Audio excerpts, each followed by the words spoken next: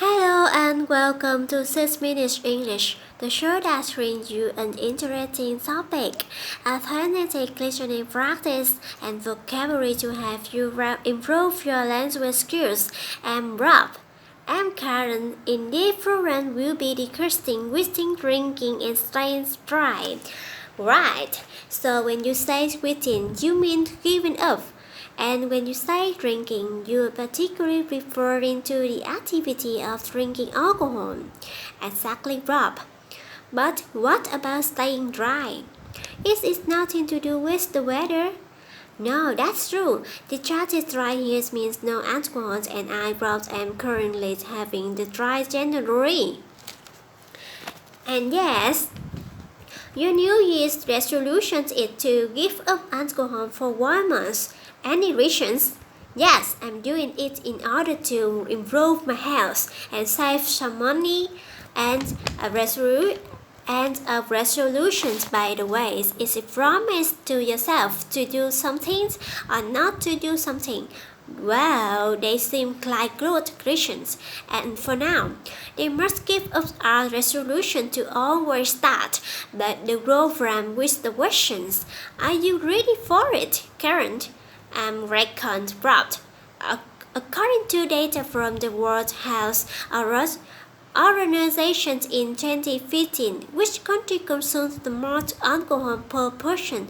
Was it A. Australia, B. Finland, C. the Czech Republic?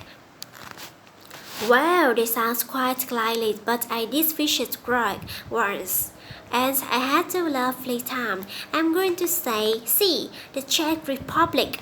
Okay, well, as always, I'll find out the answer later on, but let's continue our discussion about drinking, informally known as boozing, and trying to give it up. We all know that too much drinking can be bad for us, and that's why you Karen have decided to quit, but only for a month. Yes, just a month, but it's a start and might continue into February. But I'm seeing the benefits already. I managed to shed some weight, most of which I actually put on over Christmas. I can see. So I shed here simply means clothes, and I bet your subscription, by the way, means the day of not being sick. It is actually as I'm not alone, a study of 857 British adults by the Dr. Richard D. Fisher from the University of Sussex found that after going for a month without alcohol, 62% of the people in the study said they had better sleep. So props. Does that tempt you to become teetotal and stop drinking? Not me, Karen. I need a drink to help me relax and be more sociable. Sociable. You know how shy I am. Yes, of course, Rob. Maybe you should listen to Karen's grade.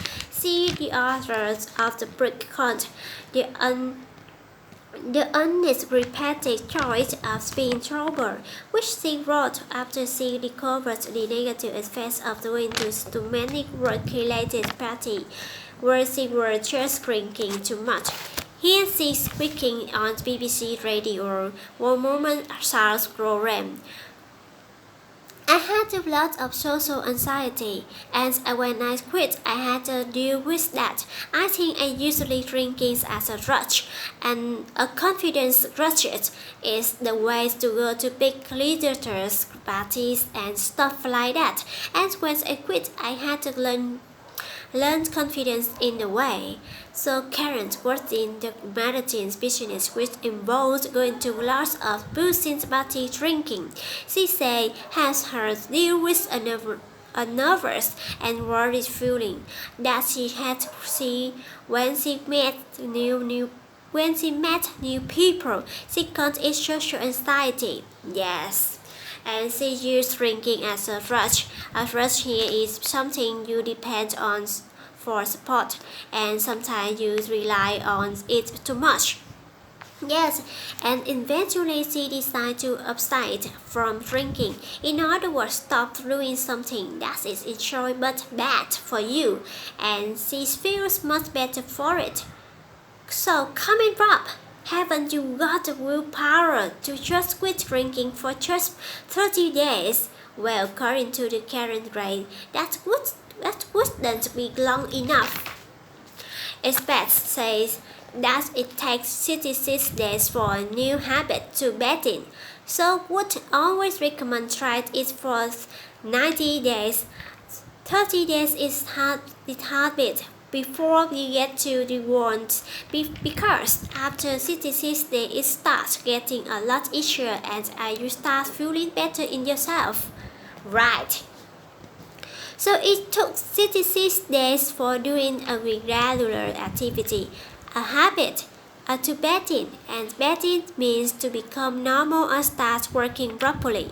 Now, earlier, earlier I asked you, according to the data from the World Health Organization, in 2015, which country consumed the most alcohol per person?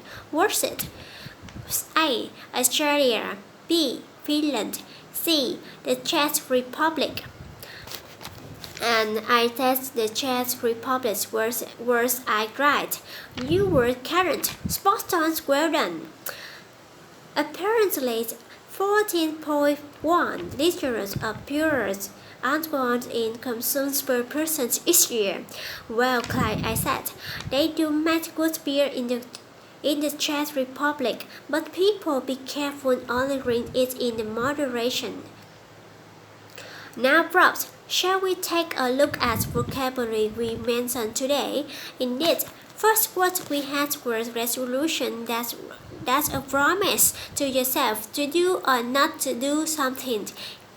Karen, New Year's resolutions were to give up drink alcohol for a whole month. Yes, I'm still doing it, props. The plan is to set a few kilos and get fit. So, for example, Rob shed a lot of weight when he went on a cake-free diet.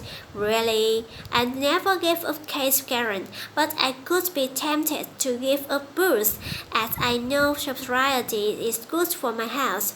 That's the noun word to mean the state of not being drunk. Now our next word abstain. That means not do something that's inevitable.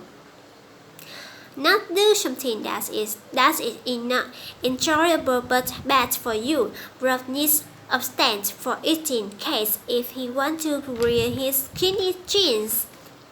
Are you Rob in it there, Karen? Now our final word is actually two words, betting. It means to become normal and start working properly. I took a while for a new computer system to bet in, but now it's working perfectly. That's brilliant because now we can go online and find more BBC Learning English programs at bbclearningenglish.com. That's all for the today's 6 minutes English. We hope you enjoyed it. Bye for now. Bye.